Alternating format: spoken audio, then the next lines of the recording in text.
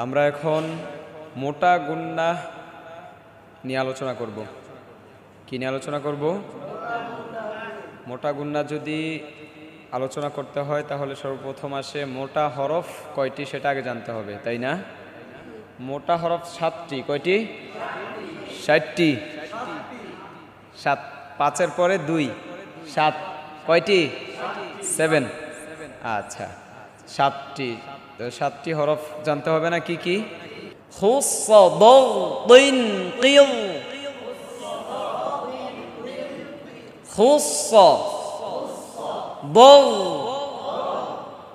দদে গইনকে ধরছে দল তিন। আবার নুন, নুন না কিন্তু এটা তয়ের মধ্যে দুই জের তানবিন, এটা একটাই হরফ।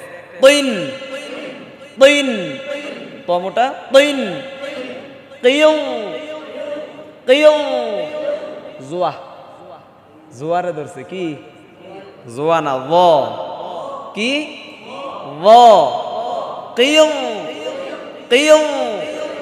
এই 7টি হরফ মোটা না পাতলা? মোটা। তো আমরা এখন গুন্নার আলোচনা করব, তাই না? গুন্নার আলোচনা করতে গেলে এখানে 7টি হরফের মধ্যে 2টি হরফে গুন্না হয় না। 2টি হরফে গুন্না হয় না। গুন্না যদি নাই হয় 2টা হরফে, ওইটার মধ্যে মোটা আর পাতলার কোনো কথা আসবে? কথা বুঝেন না? মোটা আর পাতলার কথা আসবে? নাই, আসবে না।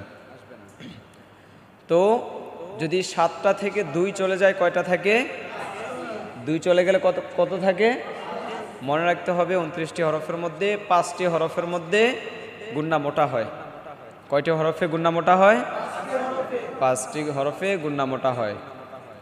আর 2টি হরফে গুন্না হয় না এই 7টি হরফের মধ্যে, সেটি হচ্ছে গইন আর খ।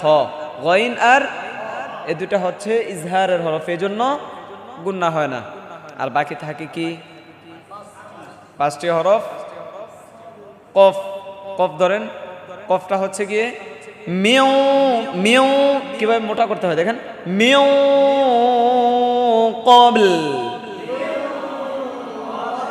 এটা এভাবে পড়লে হবে না। মিউ কবল, এটা পড়লে হবে না, মোটা করতে হবে। মিউ, মিউ, মিউ কবল, কবল, মিউ কবল, কবল। তারপর কফ